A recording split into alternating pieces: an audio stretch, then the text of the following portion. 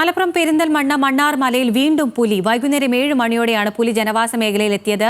പുലി ഒരു മൃഗത്തെ കടിച്ചുകൊണ്ടു പോകുന്ന ദൃശ്യങ്ങൾ പുറത്തു വന്നു. വിവരങ്ങളുമായി ശാന്തകുമാർ വെള്ളാലത്തുണ്ട്.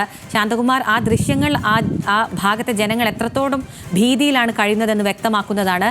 വനപാലകരുടെ ഭാഗത്ത് നിന്ന് എന്തൊക്കെ വിവരങ്ങളാണ് ലഭിക്കുന്നത്? വിശദാംശം. ഈ മാനത്തുമംഗലം പ്രദേശത്ത്, പെരിന്തൽമണ്ണ മാനത്തുമംഗലം പ്രദേശത്തെ ജനങ്ങൾ ഭീതിയിൽ തന്നെയാണ്. കാരണം കഴിഞ്ഞ 3 മാസത്തിനിടെ ഇത് 4ാമത്തെ തവണയാണ് ഇങ്ങനെ ഈ പുലിയുടെ ദൃശ്യം നാട്ടുകാർ സ്ഥാപിച്ച CCTV തന്നെ പതിയുന്നത്. വനംവകുപ്പ് CCTV ഇതുവരെ സ്ഥാപിക്കാൻ കഴിഞ്ഞിട്ടില്ല.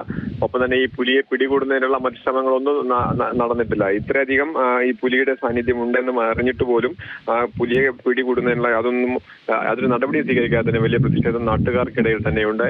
ഇന്ന് വൈകിട്ട് 6 മണിയോടുകൂടിയാണ് ഈ പുലിയുടെ ദൃശ്യം നാട്ടുകാർ സ്ഥാപിച്ച CCTVയിൽ പതിഞ്ഞിരിക്കുന്നത്. ആ ദൃശ്യങ്ങൾ തന്നെ കാണാം. ആ പുലി ഒരു മൃഗത്തെ കടിച്ച് കൊണ്ടുപോകുന്നതുണ്ട്. അങ്ങനെ ഈ മാനത്തുമംഗലം എന്ന് പറയുന്നത് പെരിന്തൽമണ്ണ നഗരത്തിൽ നിന്നും 1.5 കിലോമീറ്റർ മാത്രം അകലെയുള്ള ഭാഗമാണ്. അതായത് ജനവാസ മേഖലയാണ്. നഗരത്തോട് ചേർന്ന് കിടക്കുന്ന ഒരു ജനവാസ മേഖലയാണ്.